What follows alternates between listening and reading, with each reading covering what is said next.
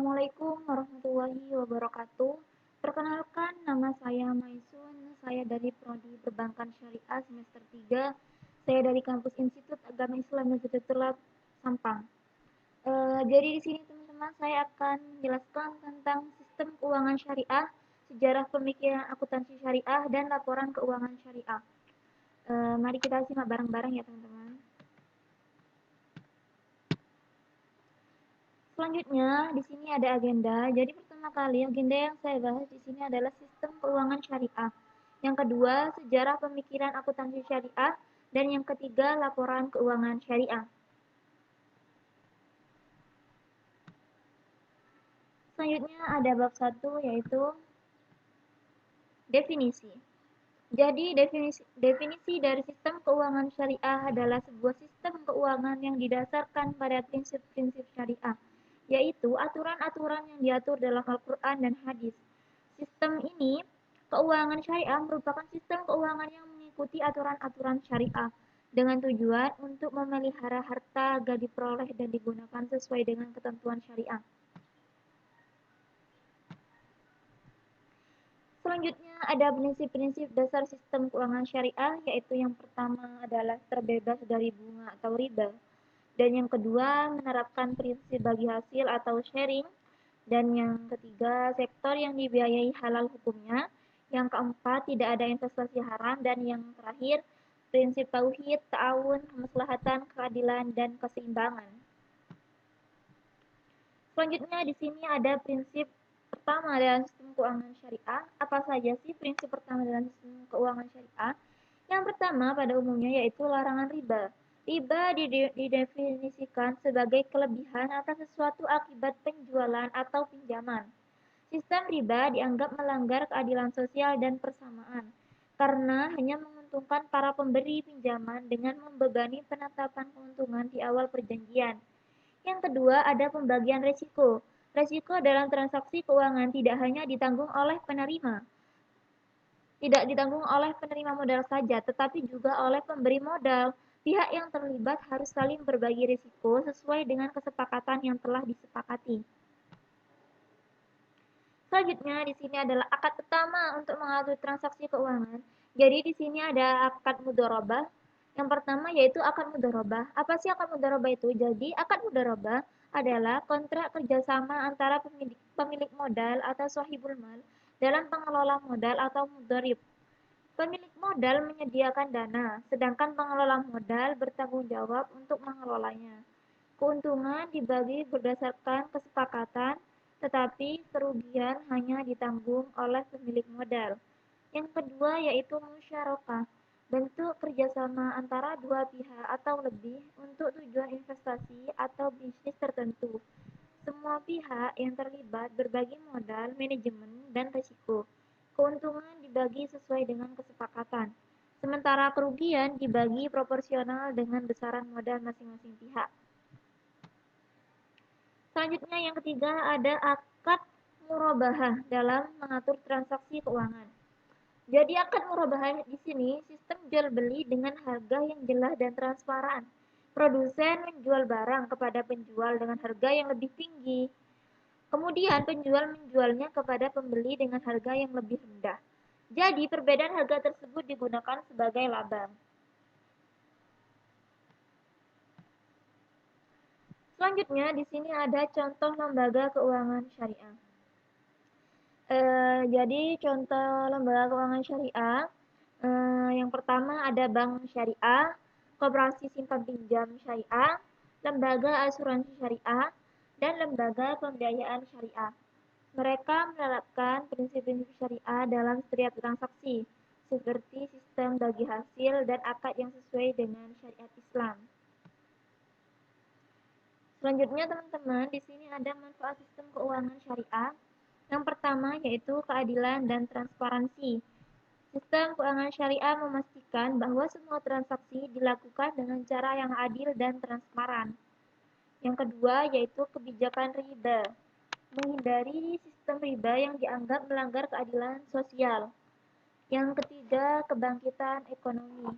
Jadi membantu pelaku ekonomi dalam memahami berbagai produk keuangan syariah dan Selanjutnya, di sini ada kebangkitan ekonomi, membantu pelaku ekonomi dalam memahami berbagai produk keuangan syariah dan ketentuan-ketentuan syariah dari setiap produk keuangan tersebut. Di sini selanjutnya ada bab 2. Yang pertama yaitu di sini ada definisi. Apa sih definisi akuntansi syariah itu? Jadi, definisi dari akuntansi syariah adalah subsistem dari sistem ekonomi dan keuangan Islam yang menggunakan ajaran Islam untuk pencatatan transaksi, tindakan, pelaporan, dan keputusan. Sejarah akuntansi syariah tidak terlepas dari perkembangan Islam, seperti kewajiban mencatat transaksi non-tunai dalam Al-Quran Surat Al-Baqarah ayat 282.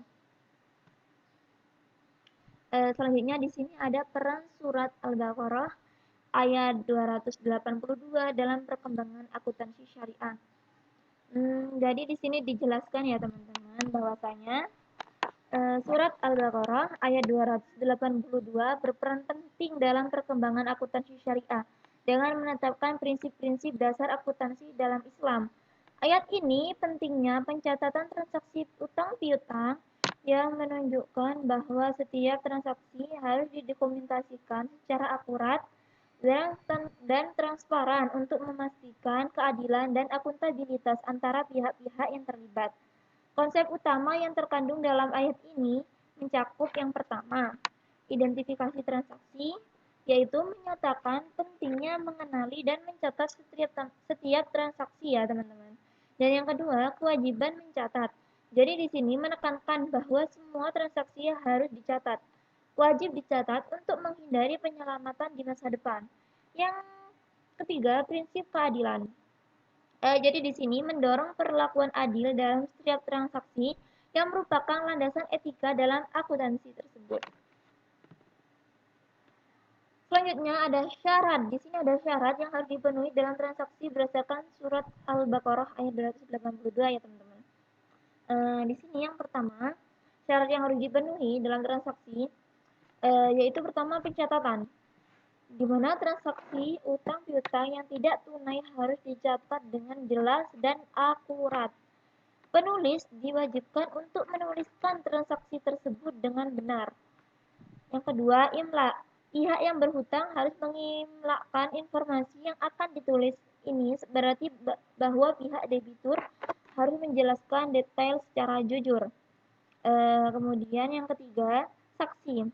Saksi ini dalam syarat transaksi jadi harus disaksikan oleh 2 orang saksi laki-laki atau 1 laki-laki dan 2 perempuan yang dapat dipercaya. Dan yang keempat yaitu kejujuran. Jadi di sini kejujuran itu sangat penting dalam syarat memenuhi transaksi tersebut. Penulis dan saksi harus jujur, tidak boleh mengurangi nilai atau utang. Yang keempat, kepatuhan kepada Allah. Semua pihak yang terlibat dalam transaksi diwajibkan untuk bertakwa kepada Allah dalam melakukan transaksi tersebut. Seperti itu ya teman-teman. Jadi ada beberapa syarat yang harus dipenuhi dalam transaksi tersebut. Seperti yang saya jelaskan barusan. Selanjutnya yaitu penjelasan sejarah pemikiran akuntansi syariah. Di sini saya menjelaskan sejarah pemikiran akuntansi syariah pada masa kenabian dan Khulafaur Rasyidin, yang mana pada masa kenabian Rasulullah Shallallahu Alaihi Wasallam dan Khulafaur Rasyidin atau Abu Bakar As-Siddiq, Umar bin Khattab, Utsman bin Affan, dan Ali bin Abi Thalib, akuntansi syariah sudah mulai diterapkan. Tetapi mereka menerapkan prinsip-prinsip syariah dalam pengelolaan keuangan, seperti penghitungan zakat dan pengelolaan harta benda. Ini yang saya jelaskan mengenai sejarah pemikiran akuntansi syariah pada masa kenabian dan Khulafaur Rasyidin. Seperti itu. Selanjutnya di sini ada juga penjelasan tentang masa khalifahan. Yang mana yang pertama ada perkembangan sistem pencatatan pada masa khalifahan. Jadi sistem pencatatan semakin kompleks seiring dengan perluasan wilayah kekuasaan Islam muncul berbagai jenis catatan seperti catatan pendapatan negara, catatan pengeluaran untuk pembangunan, dan catatan harta pribadi. dipicu oleh kebutuhan akan akuntansi perbankan syariah. Bank Indonesia membentuk tim yang terdiri dari tokoh-tokoh penting seperti Ahmad Baraba, Ramzi, Subarjo Jojo Sumarto, Harisman, Halim, Siti Fajriyah, dan Akhyar. Mereka berperan penting dalam pembentukan sejarah akuntansi syariah yang ada di Indonesia. Seperti itu. Selanjutnya, di sini ada faktor-faktor perkembangan akuntansi syariah di era modern sekarang ini.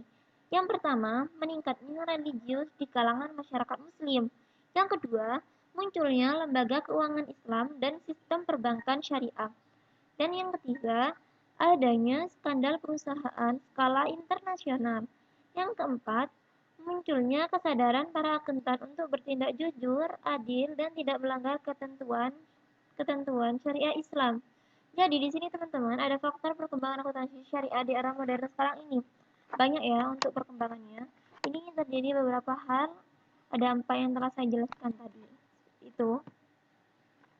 Selanjutnya di sini adalah pembahasan bab 3. Lanjut kita akan simak bareng-bareng ya. Yang pertama yaitu adalah definisi. Definisi dari laporan keuangan syariah adalah dokumen yang memuat informasi mengenai aspek finansial suatu entitas syariah seperti lembaga keuangan, perusahaan, dan organisasi lainnya. Jadi, laporan ini disusun berdasarkan prinsip-prinsip syariah dan memiliki beberapa komponen utama yang berbeda dengan laporan keuangan konvensional. Selanjutnya di sini ada proses pengauditan laporan keuangan syariah.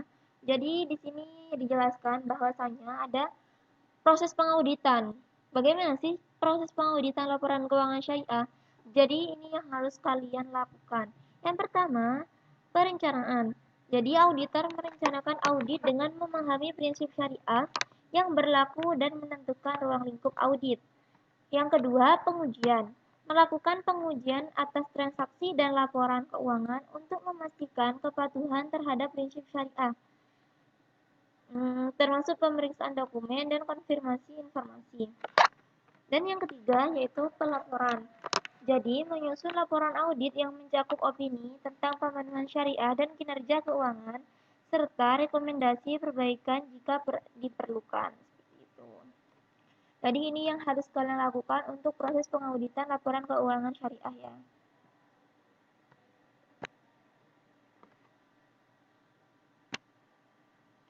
Di sini ada jenis laporan yang digunakan dalam akuntansi syariah. Jadi laporan pertama yang digunakan dalam akuntansi syariah yaitu laporan posisi keuangan. Yang kedua, laporan rincian aset wakaf. Yang ketiga, laporan aktivitas. Dan yang keempat, laporan arus kas.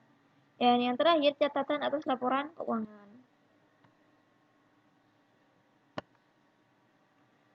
Komponen dari laporan keuangan. Yang pertama, laporan posisi keuangan yaitu terdiri dari aset lancar dan tidak lancar. Dibedakan untuk membedakan aset yang dapat digunakan dalam jangka pendek dan jangka panjang. Yang kedua, kewajiban jangka pendek dan panjang dibedakan untuk membedakan kewajiban yang harus dibayar dalam jangka pendek dan panjang. Yang ketiga, dana syirkah temporer. Jadi, jenis dana yang digunakan dalam usaha syariah. Dan yang keempat, ekuitas, bagian dari kekayaan yang dimiliki oleh pemilik entitas syariah. Yang kedua, laporan laba rugi dan penghasilan komprehensif lain, menyajikan berbagai unsur kinerja keuangan termasuk pos-pos pendapatan usaha, bagi hasil untuk pemilik dana, beban usaha, laba atau rugi usaha. Yang ketiga, laporan perubahan ekuitas, menyajikan laporan perubahan ekuitas yang mencakup laba atau rugi bersih pada periode yang bersangkutan. Transaksi modal dengan pemilik distribusi saldo akumulasi pada awal dan akhir periode, serta perubahannya. Yang keempat yaitu ada neraca, yang mana menunjukkan posisi keuangan suatu entitas pada suatu titik waktu tertentu, meliputi aset, liabilitas, dan ekuitas. Yang kelima, laporan arus kas, yang mana menunjukkan arus masuk dan arus keluar kas selama periode tertentu. Selanjutnya di sini ada tujuan laporan keuangan syariah. harta pribadi para pejabat negara. Dan yang kedua yaitu ada peran muhtasib, di mana peran muhtasib adalah pejabat yang bertugas mengawasi aktivitas ekonomi dan sosial masyarakat. Salah satu tugas muhtasib adalah memeriksa catatan keuangan para pedagang dan pengusaha untuk memastikan mereka menjalankan bisnis sesuai dengan syariah.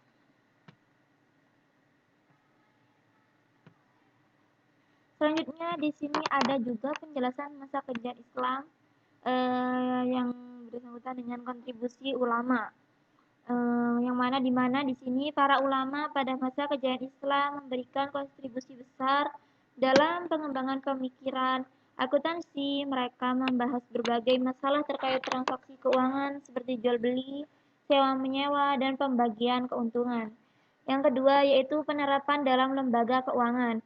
Jadi, sistem akuntansi Islam diterapkan dalam berbagai lembaga keuangan seperti bank, lembaga zakat, dan lembaga wakaf.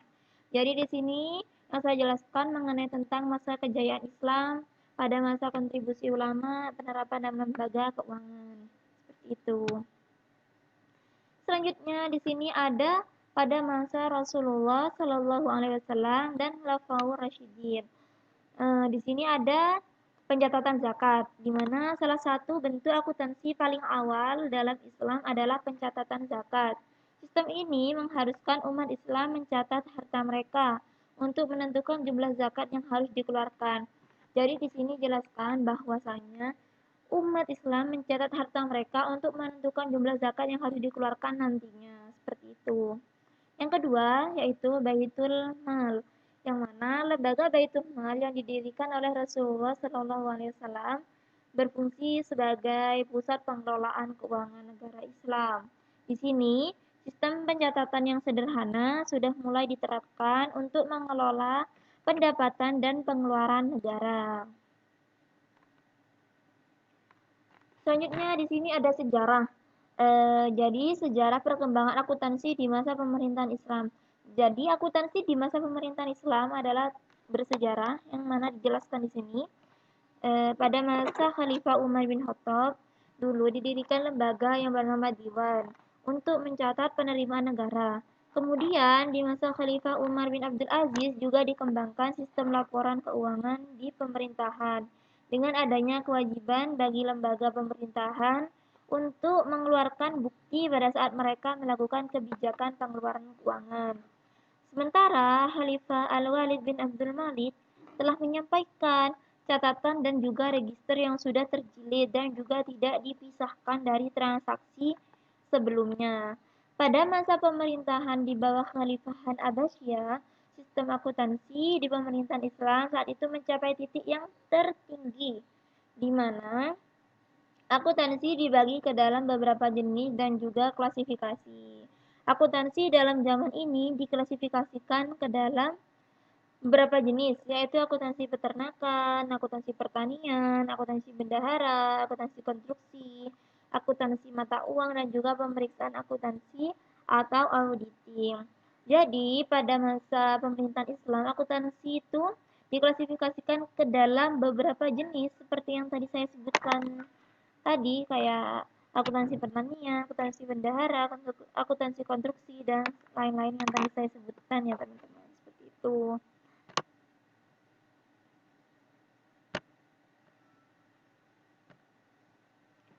Selanjutnya di sini ada 3 pendekatan konsep akuntansi syariah yang ada di Indonesia. Di sini ada 3 pendekatan yang akuntansi syariah yang ada di Indonesia. Yang pertama, pendekatan dengan basis akuntansi yang sekarang ada dan berlaku. Yang kedua, pengembangan berdasarkan basis dari ajaran Islam. Dan yang ketiga, pendekatan dengan mempergunakan jalur akuntansi kontemporer modern sekarang ini. Pendekatan ini diambil oleh AAOIFI, suatu organisasi akuntansi dan auditing internasional Islam yang bermarkas di Bahrain. Seperti itu. Ini merupakan konsep akuntansi syariah yang ada di Indonesia. Pendekatannya ada 3. Selanjutnya, ada pembentukan lembaga tim. Jadi, pembentukan lembaga keuangan syariah di Indonesia Jadi, selanjutnya ada tujuan laporan keuangan syariah. Yang pertama, memberikan informasi. Jadi, laporan keuangan syariah bertujuan untuk memberikan informasi tentang posisi keuangan, kinerja, dan arus kas entitas syariah yang bermanfaat bagi sebagian besar pengguna laporan dalam membuat keputusan ekonomi. Yang kedua, meningkatkan kepatuhan. Tujuan lainnya adalah meningkatkan kepatuhan terhadap prinsip syariah dalam semua transaksi dan kegiatan usaha. Yang ketiga, informasi kepatuhan. Memberikan informasi kepatuhan entitas syariah terhadap prinsip syariah, serta informasi aset, kewajiban, pendapatan, dan beban yang tidak sesuai dengan prinsip syariah. Selanjutnya di sini ada karakteristik kualitatif laporan keuangan syariah. Yang pertama, dapat dipahami. Jadi informasi yang ada dalam laporan keuangan syariah harus dapat dengan mudah dipahami oleh pengguna laporan. Yang kedua, harus relevan. Informasi yang terdapat dalam laporan keuangan syariah harus dapat mempengaruhi keputusan ekonomi pemakai. Yang ketiga, keandalan. Informasi yang terdapat dalam laporan bebas dari kesalahan yang material dan disajikan secara jujur. Yang keempat, dapat diperbandingkan. Jadi, laporan keuangan yang disajikan harus dapat dibandingkan dengan laporan periode sebelumnya atau dengan laporan entitas lain dalam satu industri sebagai bahan evaluasi. Di sini ada standar akuntansi syariah yang mana diatur dengan PSAK nomor 101 yang dijelaskan penyataan standar akuntansi keuangan PSAK nomor 101 tentang penyajian laporan keuangan syariah merupakan acuan utama dalam penyusunan laporan keuangan syariah. Standar ini menjelaskan tentang struktur dan format laporan keuangan syariah yang harus disusun sesuai dengan prinsip-prinsip syariah. Berikut adalah contoh skema laporan keuangan syariah. Ini adalah contoh skema laporan keuangan syariah di bank syariah.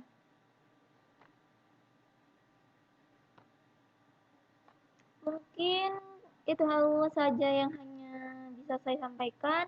Kurang lebihnya saya mohon maaf. Terima kasih. Wassalamualaikum warahmatullahi wabarakatuh. See you di materi selanjutnya, teman-teman.